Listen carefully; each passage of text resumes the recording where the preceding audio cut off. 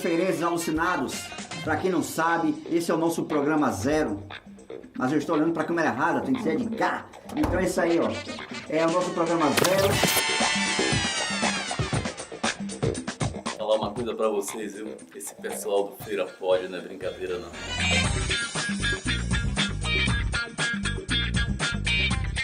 2, 3. Bom.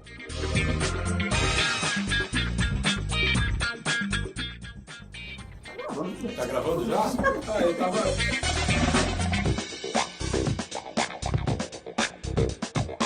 Você está em casa sem nada pra fazer e a Morena não te respondeu?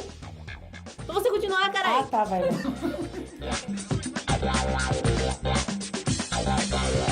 Feira Pode, modo corujão ativado. Vem com a gente.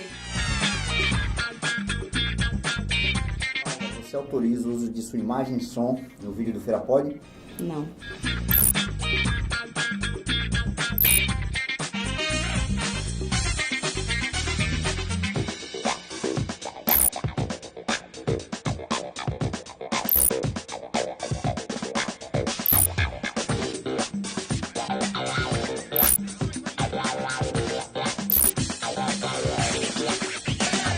Beba Dragórnia, beba a cidade. Epa, beba a cidade de verdade. Tá todo mundo aí? Sendo coagido a falar que Feira Pode. Faça o que você quiser, compartilhe, enfim. Volta aí pra fazer o melhor. Olá, você conhece Feira Pode? Eu também não conhecia, mas passei a conhecê-los.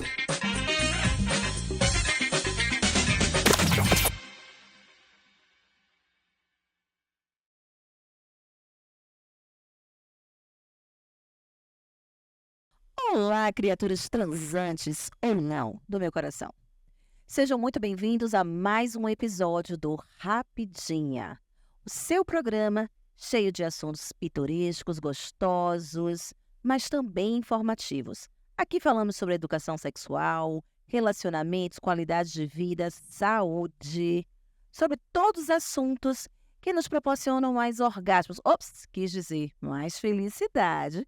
Mas também orgasmo e felicidade tem tudo a ver, né? Bem, para saber de tudo que acontece no Rapidinha, você pode acompanhar as nossas redes sociais. Já se inscreveu no nosso canal? Ainda não? Então aproveita agora, assim, curte, compartilha, se inscreve, ativa o sininho e também envia para aquela pessoa que está precisando do nosso conteúdo. Porque uma rapidinha pode ser gostosa. E aí, topa uma rapidinha?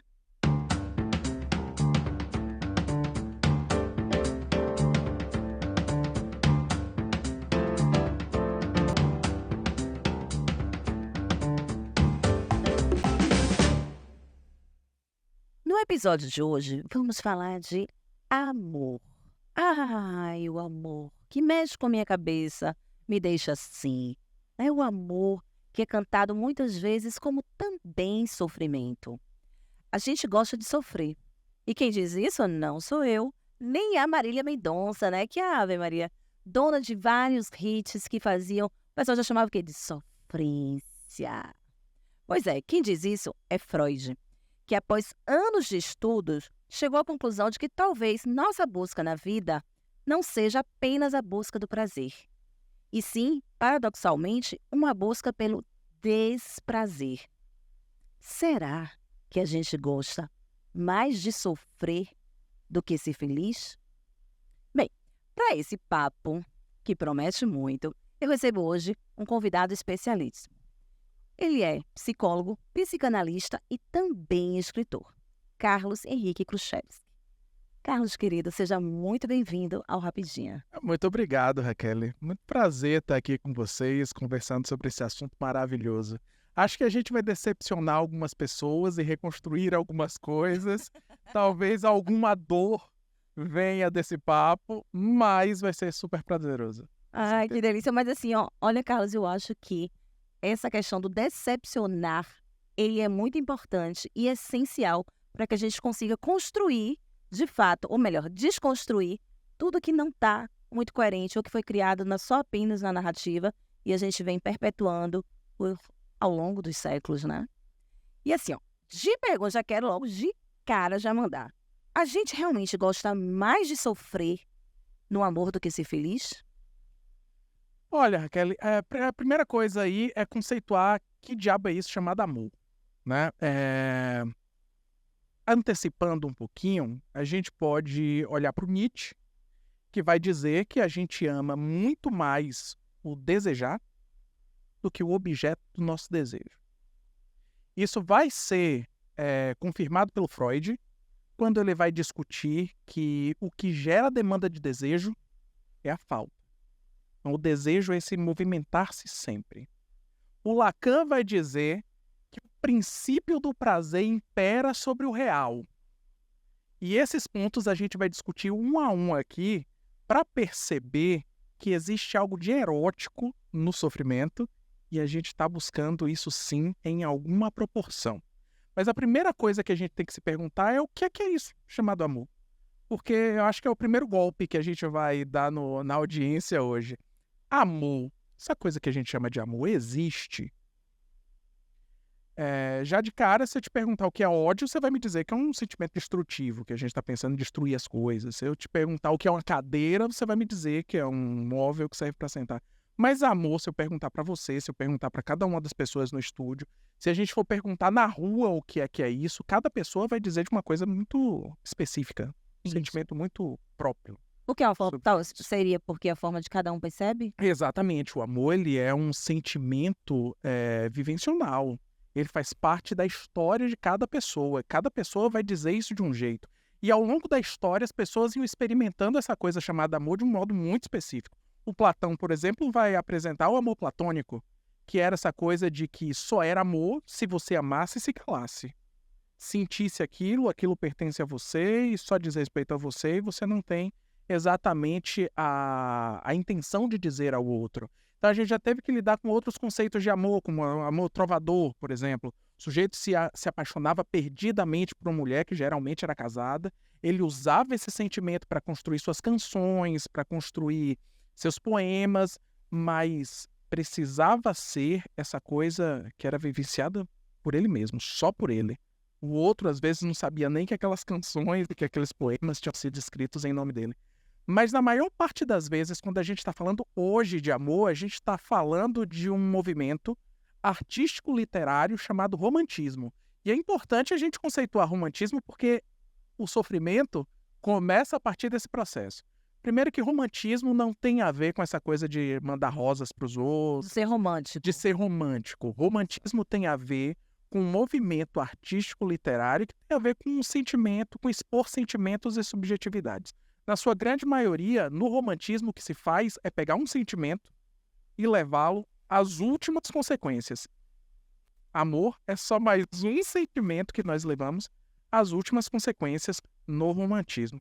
Qual é a maior obra literária do romantismo? Romeu e Julieta. Acaba como?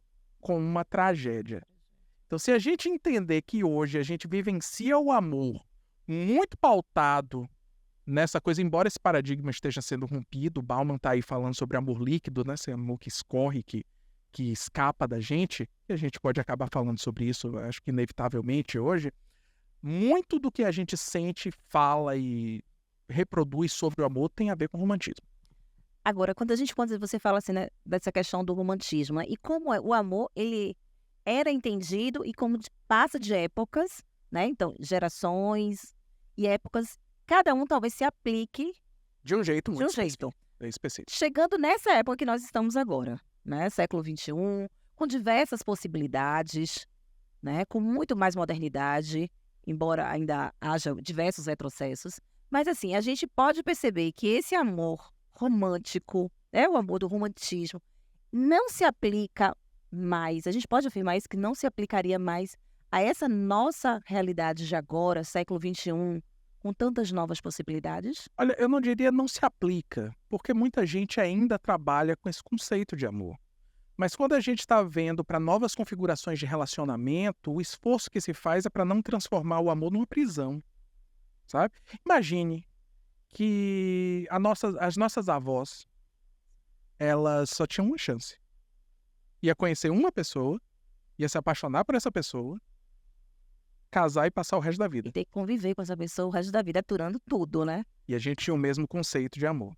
Nossos pais tiveram mais de uma chance. Entretanto, eles podiam se separar. Mas como é que seria vista essa mulher separada depois, dentro desse contexto social, dentro desse peso que seria separar-se? Hoje isso não existe mais. Hoje é muito mais voltado com o que Bauman dizia, né, do amor líquido, das conexões. Então, hoje você experimenta de tudo, mas você fica porque quer. Você fica porque tem desejo. Porque a gente pode entender que o amor é uma escolha. Isso. Não é isso? Então, eu escolho estar nessa relação. Eu escolho amar ou não também. Pode ser? Eu não sei se essa escolha do campo da consciência é assim tão clara. Tão clara. Às vezes é obviamente uma escolha, porque a gente precisa se posicionar e aceitar a consequência de uma escolha, mesmo que inconsciente, porque o inconsciente é seu. O padrão de escolhas do seu inconsciente é um padrão muito seu, mas essa escolha não é exatamente assim do campo da racionalidade. Então, se a gente for colocar que a escolha não é do campo da racionalidade, tudo bem, eu concordo muito. Ela pode ser, então, motivada pelo que eu aprendi, pelo que eu vivenciei no passado enquanto relação. Porque eu lembro, outro dia uma pessoa me disse que ela presenciava, né, a família, os pais, eram discussões muito calorosas, então situações até ser constrangedoras, né, de brigas que eles vivenciavam. E ela cresceu nesse ambiente, nesse tipo de ambiente. E até outro tempo atrás, antes da terapia, diga-se de passagem, né? A gente já falou aqui em outros episódios a importância que a terapia tem para a gente se conhecer e viver relações mais saudáveis. Mas assim, ela falou que até outro dia desse, coisa de 5 anos atrás, ela entendia que o amor era algo que era através de briga, que era através de confusão. E ela veio construindo todas as relações dela justamente até que ela chegou no momento, tipo assim, que ela encontrou uma pessoa que ela começou a se relacionar. E aí foi aquela coisa mais branda. E aí ela achou que, tipo assim, mas tem a ver. Será que isso é amor? Porque ela encontrou, vamos colocar, uma relação de paz totalmente diferente do que ela tinha vivenciado. Então, a gente pode dizer que nas nossas relações, o que a gente muitas vezes vivencia, né, é porque em decorrência do passado, da relação que a gente teve com o pai, com a mãe, do que a gente vivenciou, a princesinha do papai, sabe? A mãe que era sempre sofredora, que estava ali cuidando. A gente na psicanálise chama isso de relação sintomal. Então, como é que ela funciona? Primeiro que, a gente estava falando do primeiro golpe, o primeiro golpe é exatamente isso. Não existe, será que isso é amor? Essa pergunta que você fez, ela não tem como ser respondida, porque o amor desse jeito ele não existe. Não existe um conceito específico de amor. Então, se você perguntar, o amor existe, Carlos? Eu vou dizer, eu não acredito no amor, eu acredito no seu amor. Porque é uma coisa muito específica. Eu acredito no amor que eu sinto por fulana, por ciclano, por beltrano, sabe? Esse amor, ele tá aí, vivencial. Ele existe nesse sentido, sabe? Mas como conceito a gente sabe que debaixo do guarda-chuva do amor, todo tipo de coisa acontece. E todo tipo de coisa acontece em nome do amor, né? Se você for olhar para a guerra acontece em nome do amor. Então, esse conceito de relação sintomal é meio isso. E aí tem uma coisa que é muito bonita, que toda relação amorosa é uma máquina do tempo. Você se encontra naquele lugar, com aquela pessoa, e com aquela pessoa específica você também se reencontra com todas as pessoas que você amou no passado. Só que aí a gente não tem como escapar de uma coisa. Você aprendeu a amar com 2 pessoas. As pessoas, né, históricas, elas são pessoas de referência. E é impossível escapar de pai e mãe, sabe? Mas o amor que você doa, que você entrega a alguém quando se encontra, tem a marca de todas as pessoas que você ama no passado. As marcas boas e as marcas ruins. Então, é um sintoma, sabe? Essa escolha inconsciente é feita com base nesse sintoma. Aí você falou aí, eu me lembrei de uma coisa que a gente ouve muito, né? Tipo assim, que a gente se relaciona, no caso, normalmente a mulher se relaciona com um modelo de pai. É isso? Pro bem e pro mal. Às vezes para seguir esse modelo, às vezes para refutar esse modelo. Mas o pai É fundamental nesse processo. E aí é também uma decisão muito inconsciente, como a gente falou, né? Exatamente. Que às vezes a pessoa não tem consciência de que aquilo é ruim para ela, mas ela continua seguindo e buscando, normalmente, se relacionar com pessoas nesse mesmo padrão. Assim como o homem também, a gente ouve muito falar, né, de que o homem se relaciona com a mulher querendo uma mãe. Então, esse padrão é bem curioso, porque a gente vê isso acontecer em ambos os gêneros, sabe? Há uma busca muito pelo retorno a essas pessoas de referência. Mas quando a gente está falando de homem, por exemplo, a gente tem um problema maior, porque a forma de se criar um menino é muito diferente da forma de se criar uma menina, sabe? É muito curioso porque os meninos brincam. Tem inúmeros brinquedos para menino. O brinquedo para menina geralmente é um treinamento para a vida adulta.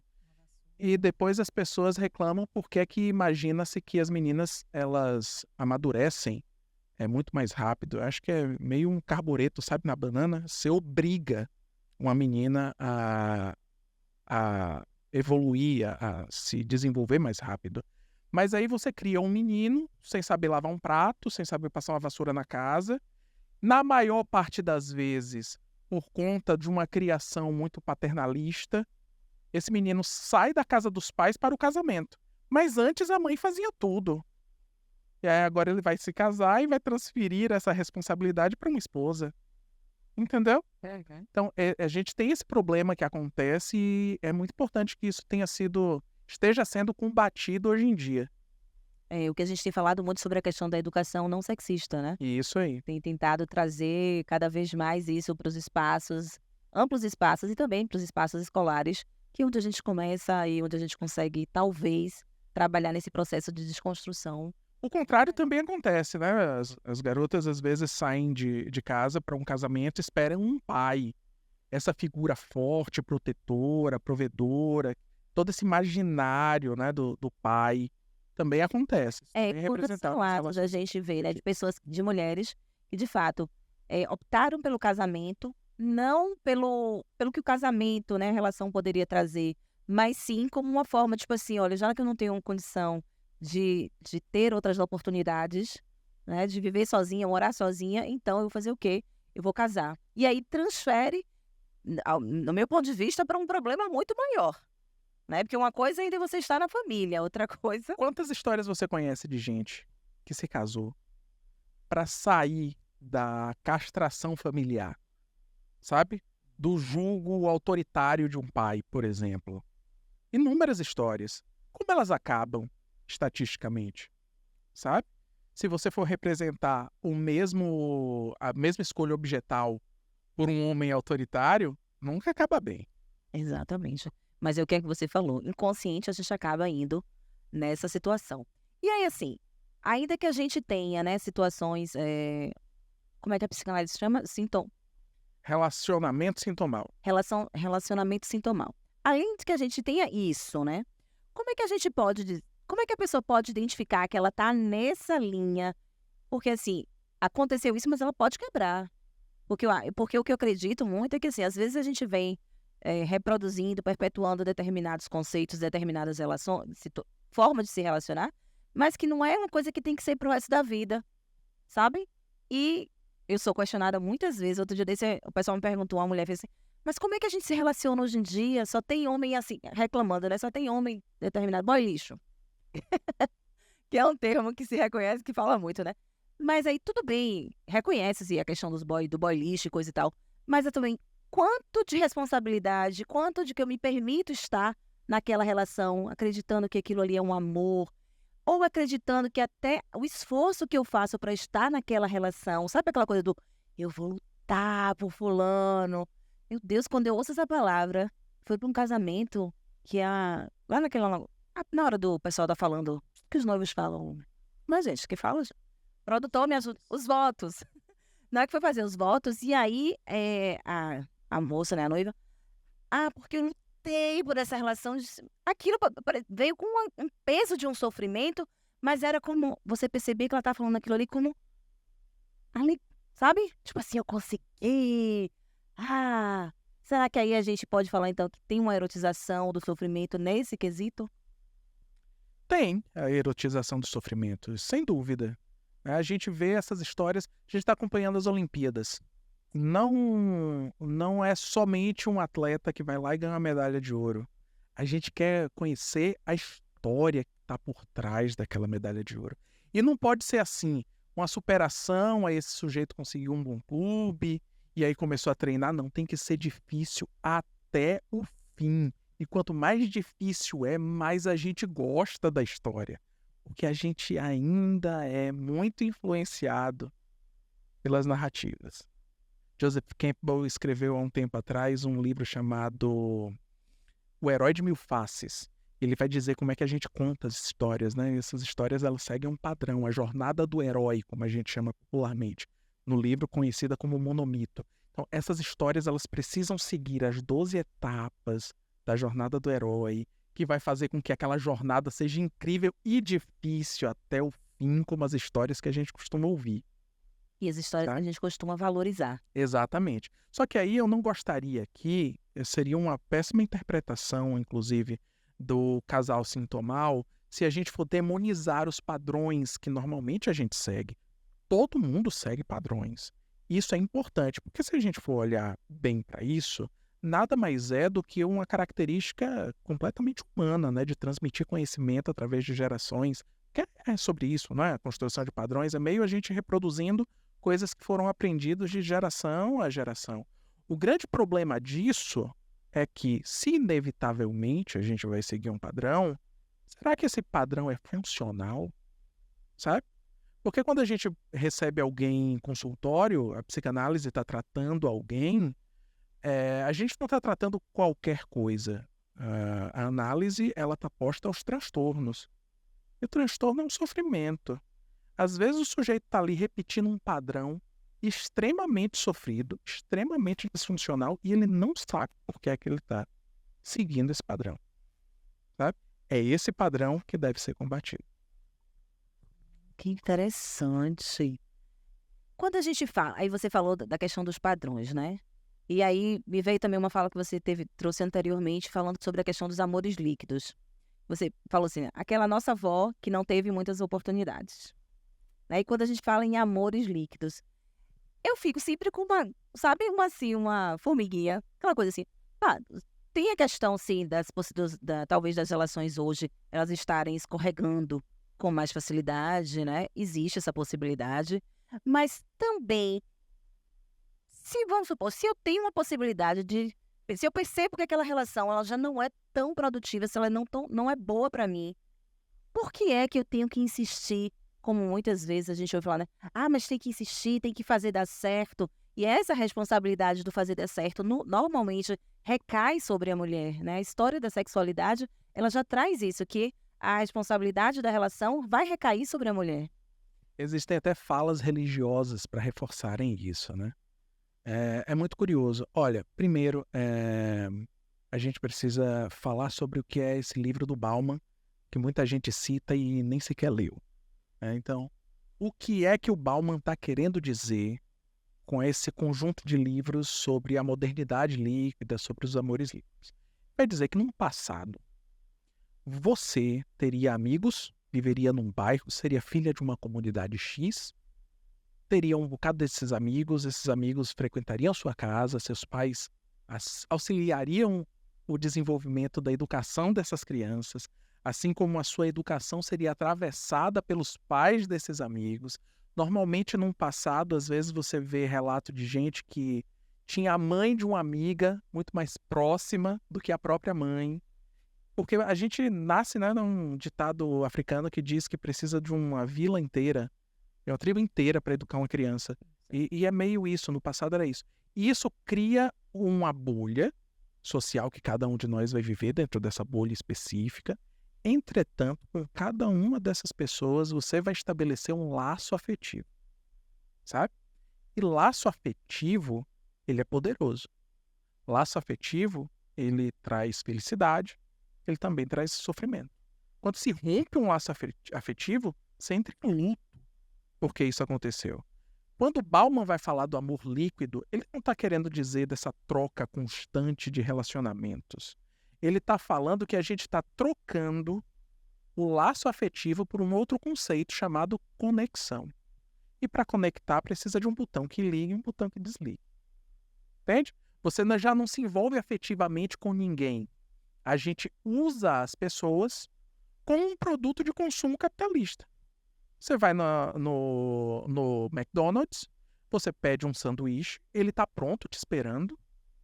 Você consome tudo que há para consumir e descarta tudo que sobra. Não dá tempo para você construir um laço afetivo. No primeiro motivo que aquele produto de consumo, que já não parece mais humano, apresentar de problema, você não está nem aí. Você sai daquilo e vai embora, como quem conecta e desconecta. Não tem laço afetivo. O que o Bauman está dizendo é que nós estamos abrindo mão do laço afetivo. Significa que se você está numa relação, por exemplo, e essa relação tem um problema, se você tem um laço afetivo, você vai querer resolver esse problema. Porque romper esse laço afetivo vai causar inúmeros sofrimentos, vai causar uma dor muito grande. Na conexão, não. A gente criou aplicativo para se conectar com gente. Você olha uma foto, diz que quer ou se não quer. Se não quer, passa para outra foto. E a gente vai se relacionando desse jeito. Não tem aprofundamento de laço. Você já não sabe mais da história do outro. Essas famílias podem nunca vir a se encontrar.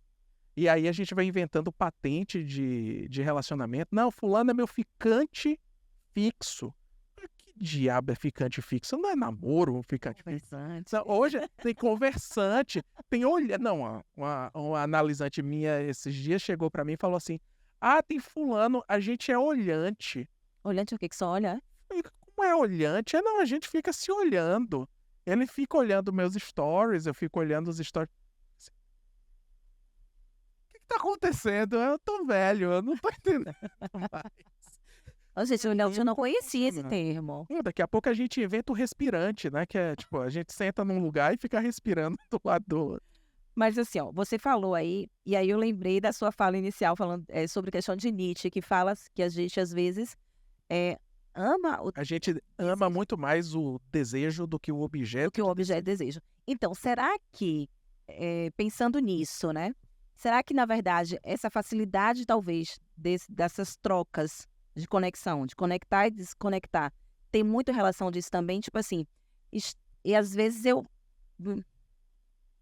amo, eu gosto da sensação que estar apaixonado me traz, mas necessariamente eu não estou apaixonada pelaquela pessoa, pelaquele indivíduo, que pode ter diversas coisas que não me atraem.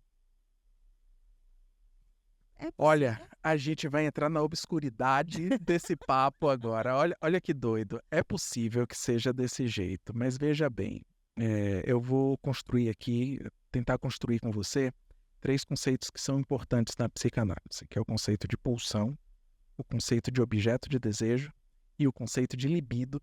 E eu sei que vocês já discutem muito libido aqui, e a gente só vai tentar dar uma olhada diferente para isso que se chama libido, tá?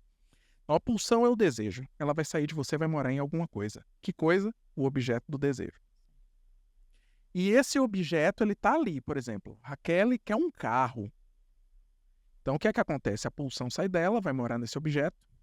E agora, o que é que a Raquel vai fazer? Colocar libido, que é toda a energia que leva você na direção de um objeto de desejo.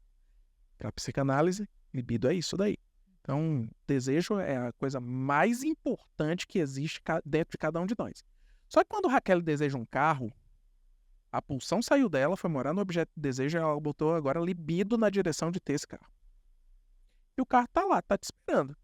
Ele não vai fugir de você. Tudo que você precisa é colocar essa libido e transformar isso em impulso para conseguir ter esse carro. As pessoas não é desse jeito. Porque você tem um objeto de desejo, a sua pulsão saiu, foi para aquela pessoa, que aqui, para a psicanálise, objeto é tudo aquilo que é externo ao seu corpo. Podem ser pessoas, podem ser coisas. Aí agora, depois que essa pulsão saiu de você e foi morar nesse objeto, você vai botar libido.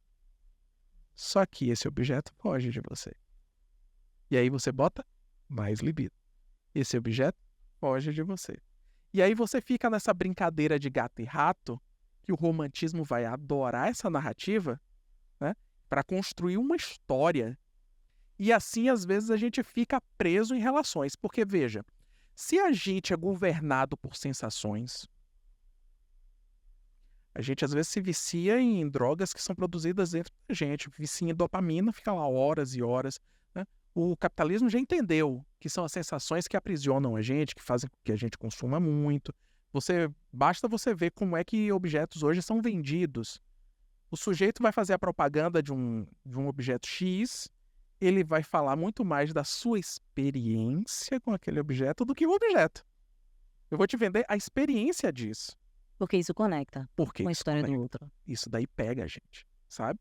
E aí você veja uma relação toda errada, super disfuncional, ela vai te arrastar para uma infinidade de sensações. Você vai ter ansiedade. Você vai estar o tempo todo ali vivendo em função de fiscalizar o outro. Você vai estar o tempo todo com medo de que esse outro escape de você. E aí por isso você vai agora agir para olhar celular, para garantir que esse outro não te escape. Por quê? Porque você já colocou muito libido, muita energia na busca desse objeto. E aí as pessoas às vezes ficam presas nessas relações justamente porque se comprometeram muito, lutaram muito pela relação. Uma relação saudável faz isso com você. Uma relação saudável, você deita de noite na cama, você não está preocupada se esse outro está fazendo o quê com quem. Uma relação saudável não vai te levar nesse emaranhado de sensações. Mas essa relação saudável vai te oferecer estabilidade. Vai te dar tempo para você focar em quem você é, para você melhorar suas condições de trabalho, para você evoluir, Raquel, sabe? Uma relação saudável vai te empurrar na direção da infinidade de outras coisas que você tem que cuidar na própria vida, ao invés de ficar ali aprisionado em qualquer migalha de afeto que esse outro vai te oferecer para você receber aquilo como quem vai numa boca comprar droga, entendeu? Uhum. Se entorpecer de alguma coisa. Mas e aí, nesse paralelo, o sofrimento não parece mais erótico socialmente do que a estabilidade de um amor tranquilo? Parece, né? Tem o gozo, né? Tem o gozo, sim, do sofrimento, o gozo de passar por aquilo ali. Isso é, de certa forma, excitante. Sim. É, de certa forma, excitante. E é exatamente esse problema. Que acaba indo sempre nesse viés, né? Porque, assim, quando você falou aí de como as relações elas podem ser tranquilas a ponto de você também investir em você, de você também poder ter sua própria vida. Né? Porque quantos de outras de relações que nós vemos, né? Que nós ouvimos e a gente vê tudo falando justamente sobre a questão de como é difícil se relacionar, ser livre para se relacionar, de que a gente está sempre nessa coisa de estar cobrando, de estar ali, preocupada. A maior parte das relações, ela vai nesse viés. E você tem que estar sempre, como os mais velhos falavam, vaquejando aquela pessoa para saber se aquela pessoa está com você. Isso sempre me soou. E aí, talvez eu traga do passado, né, da minha infância, essa coisa do que o amor tem que ser livre, não pode prender, não pode machucar. E talvez eu reaja, tipo assim, se eu perceba que algo está vindo como se fosse uma gaiola, o que é que eu faço? Eu quero ir embora. Mas olha que doido. Quando você vê um casal separando, o outro olha pra você e fala assim: Raquel, vá viver a sua vida. Olha que doido. Você não estava vivendo sua vida quando você estava naquela relação? Vá viver sua vida significa o quê? Por que essa frase dói tanto? Porque a gente tá, todo mundo preso do lado de fora de um abraço. Na vida do outro. A gente não quer viver a vida, a gente quer ficar agarrado ali naquele negócio, sabe? E essa é a parte do sofrimento que algumas relações proporcionam. Um aprisionamento que vai fazer com que você, dentro desse processo de falta, porque vão lhe faltar inúmeras coisas, você fica ali presa nesse movimento de desejar, de desejar, de desejar, e nunca vai na direção de um objeto de desejo, sabe? Aprisionado numa relação que não vai te levar a canto nenhum. Vai só te prometer, não vai te oferecer o que você precisa. Uma relação saudável, ela não só cumpre a promessa, quanto ela te dá estabilidade. Entende? E aí é muito mais difícil. Porque numa relação saudável, Raquel não está preocupada com fulano. Raquel está preocupada com Raquel. É muito mais difícil. Entendeu? É difícil a gente olhar pra gente mesmo, né? A gente não olha pro outro. A gente não aprendeu isso. A olhar e a tentar construir algo pra gente mesmo. É esse o problema. Sempre o outro. Sempre pelo outro. Né? Satisfazer a expectativa do outro. E o quanto isso que gera de adoecimento, de sofrimento mesmo. Porque você nunca vai estar à altura da expectativa de alguém. Porque isso muda o tempo todo também. Porque isso é difícil de alcançar. Talvez inalcançável. Pois é. Imagine só como é viver o tempo todo sendo ali. A gente está acostumado, né, com relações de dominação. Eu mando, você obedece. Mas e se não tiver ninguém mandando? Como é difícil. Quer ver uma coisa que eu trago? Eu sei que a gente já tá quase no tempo estourado aqui. Quase no tempo estourado, diretor. Mas aí me ocorreu, porque assim, o papo vai levando, né, para outras situações.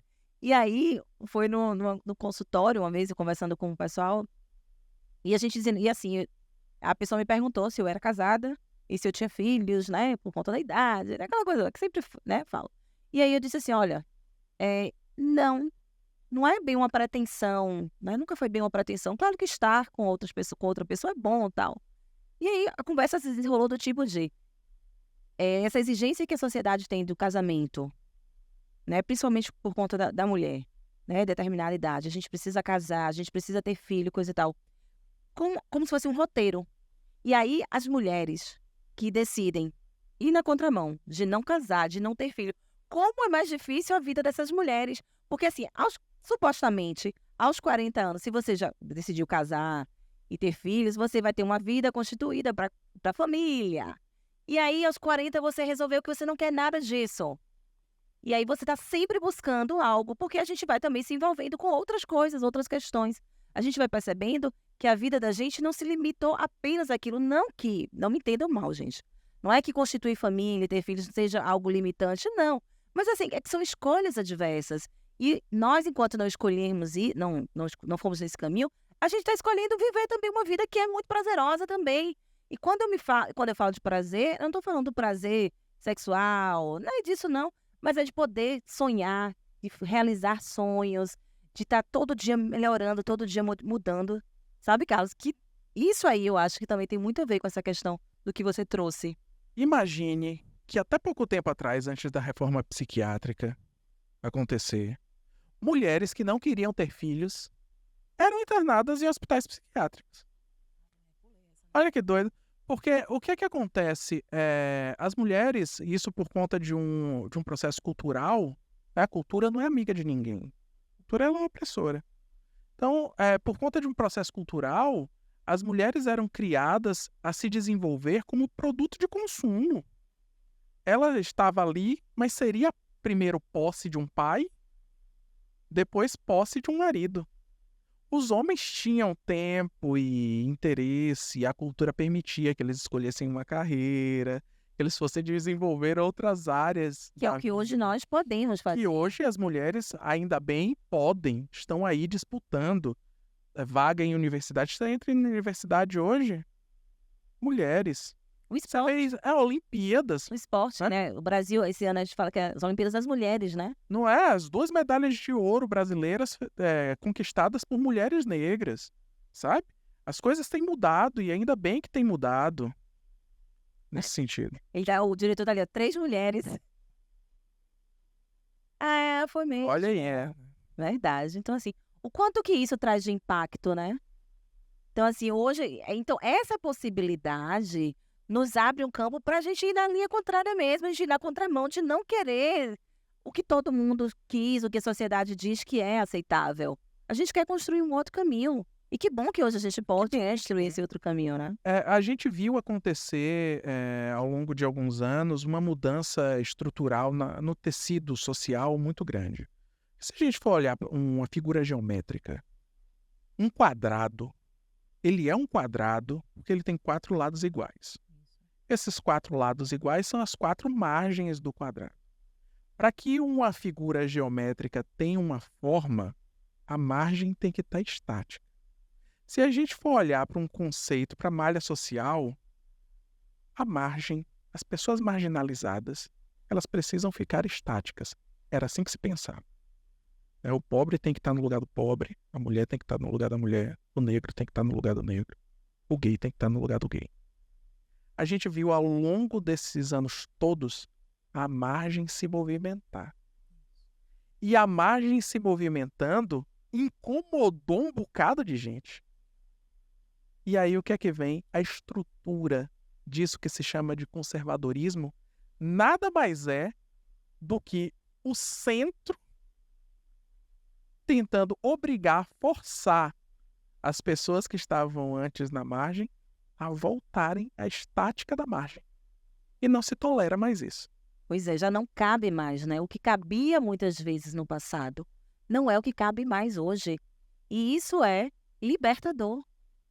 Claro que a gente ainda tem dificuldades e a gente tem, sim, uma sociedade extremamente conservadora, né? Mas ainda, os passos são pequenos, mas são dados. E depois de dados, não podemos mais retroceder. Ai, Carlos, esse papo tá tão bom. É isso aí. Poxa, rapidinho. Todo dia eu quero derrubar o cenário, meu Deus. É uma rapidinha, o povo diz que é uma rapidinha de qualidade, porque assim ele vai passando, você nem percebe, acabou. É uma rapidinha com preliminares, não uma rapidinha com potência. É uma rapidinha com potência, gostei disso. Cada um convidado traz um conceito melhor, rapidinha com preliminares. Mas assim, aproveitando aqui, a gente já vai encerrar o papo, mas eu quero, só pra gente trazer, a gente falou muito da questão do amor, né? Do sofrimento, né? De como a gente perpetua, como a gente traz a questão do que a gente vivenciou no passado, mas trazendo isso para a questão sexual. Essa forma de que como a gente aprendeu a se relacionar, né? Muitas vezes com subserviência e coisa e tal. Isso pode influenciar diretamente em como, no nosso comportamento sexual, no comportamento na cama, no comportamento Pode de parceiros. e influencia. Só que falar sobre isso de forma assim tão técnica e rapidinha, talvez torne o sexo tão chato. E sexo é um troço tão legal. Mas se você for parar para pensar a quantidade de fetiches autopunitivos que são empregados no sexo, estão ali por quê? Por que é que fulano não consegue chegar a um orgasmo sem punição física, sem falar de alguma agressividade? Então eu acho que isso daí é um papo para outra rapidinha. Pois é, a gente vai deixar esse convite sim, porque quando você falou, eu fui abordada outro dia desse pela questão da asfixia erótica, que tem se tornado um tema muito mais constante hoje, principalmente entre jovens. E aí tem também tem uma autora que está fazendo aí um sucesso grande, e os filmes dela falam também da questão do sofrimento. Isso aí vai ser um papo que a gente vai trazer num outro momento, que eu acho que vale a pena a gente refletir sobre isso, né? Vale a pena a gente trazer, porque assim, a ideia é justamente essa, que a gente coloque as informações, né? Aí cabe quem está assistindo, ela vai dizer, ó, se aquilo é bom para mim, se não é bom, eu quero, não quero, ou de repente, algo que foi falado aqui hoje, bateu um estalo assim, de olha, pô, minhas últimas relações foram assim, será que eu não posso dar uma sacudida? Será que eu não posso, de repente, ver mudar meu conceito sobre relação saudável, sobre relacionamento? Então, acho que a proposta do nosso programa é justamente isso, né? Trazer as pessoas possam pensar com elas mesmas. Falar disso, assim, passando, seria, de certo modo, deixar de fora a possibilidade de falar sobre pulsão de vida e pulsão de morte. Isso. Que a gente estava falando de pulsão, objeto, libido. Falar de pulsão de vida e pulsão de morte é super importante, porque nós somos criaturas destrutivas. A gente não só pensa em destruir o outro, como a gente também pensa em destruir a si mesmo, e isso é extremamente prazeroso. É o que o Freud vai chamar de pulsão de morte. Da mesma forma que a gente vai gozar um pote de sorvete assistindo Netflix, a gente vai gozar de dar um soco na cara de um desafeto. Pulsão de vida e pulsão de morte. E aí, às vezes, a gente tem pulsões de morte bastante elevadas a ponto de fazer todo tipo de loucura. Inclusive, quando a gente for falar sobre isso, né? A gente não pode deixar aqui de citar as pessoas que fazem automutilação, porque isso também é uma pulsão de prazer. Olha aí, então aqui já fica o convite para um próximo momento. A gente vai sim trazer o BDSM. Quero trazer esses fetiches, o que a gente era considerado antes como parafilia e que hoje talvez já não seja mais. Acho que é um tema que é bastante interessante, bastante provocador. Até para diferenciar esse tipo de coisa. Exatamente, para a gente saber até onde é uma linha que é saudável, né? E até onde não é saudável. Então, Carlos, a gente vai encerrando nossa rapidinha, mas... Acabou. Foi bom pra você?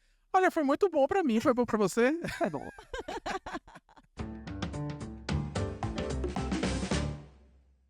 Mas assim, agora eu quero que você, tipo assim, deixe, de tudo que a gente falou aqui, deixe uma mensagem específica para quem está nos acompanhando, ou uma sugestão de leitura sobre essa situação do amor, né? De a gente gostar mais de sofrer do que realmente ser feliz. Aí a sua câmera, por favor, foque lá. Então, olha, queria deixar uma mensagem muito importante, porque é muito importante isso, né? Padrão não é seguir um padrão não é um problema, o problema é o transtorno desse padrão, é o quanto você sofre seguindo um padrão disfuncional de escolha objetal, de escolha de relação amorosa. Então, assim, se você se pega num processo de sofrimento intenso por conta de uma... Sabe essas pessoas que entram e saem de relações, mas é a mesma relação, a mesma disfunção? Procure terapia, procure os dispositivos de saúde mental, procure saber o que é isso. De repente você está lidando com um trauma muito específico e não sabe nem exatamente da onde é que ele veio. Então, eu sou psicólogo clínico, vou fazer meu jabá, viu? Entre em contato com o pessoal, minhas redes sociais, meu Instagram está à disposição, eu respondo com a maior discrição a todo mundo que fala comigo lá. É um Instagram sobre música, mas eu tô lá, é a rede social única que eu participo, que é @sr.ck. Tô aguardando vocês por lá pra gente bater esse papo, mas procurem terapia, é muito importante. Isso, a rede social do nosso convidado está passando aí, né, agora. Vocês já sabem. E, Carlos, mais uma vez, muitíssimo obrigada por você ter aceitado o convite. Obrigado a vocês pelo convite. Foi um imenso prazer, né, poder conversar aqui. Viajei, queria várias outras coisas, mas não posso, porque o tempo não nos permite. Mas é bom também, porque a gente fica com aquele gostinho de quero mais. E aí a gente já pensa numa outra temática, que a gente já fechou aqui, dos fetiches, das parafilias, a gente vai trazer, certo? E também quero agradecer você que está aí nos acompanhando, né, que esteve durante todo momento aqui do programa. Dizer muitíssimo obrigada e que se você ainda não segue as nossas redes, já sabe, vai lá, curte, compartilha, encaminha esse conteúdo para alguém que de repente está ainda aí sem entender muito bem como é esse lance de amor, que está de repente sofrendo muito ultimamente. Encaminha, mas vai lá, se inscreve no nosso canal, curte, compartilha, ativa o sininho. Pode mandar a sua história, viu, gente? Olha, no Instagram do Rapidinha, você pode mandar no direct a sua história, se você quiser que a gente traga aqui sua história. Claro que a gente não vai falar seu nome, né? Mas abordar essa temática, você pode fazer isso. E no mais, que você tenha um final de semana orgástico. Eu ia falar deliciosamente orgástico. E que da próxima vez que você for se envolver ou estiver numa relação, reavalie. Veja se aquilo está sendo gostoso para você e para sua parceria. No mais, grande beijo e até a próxima.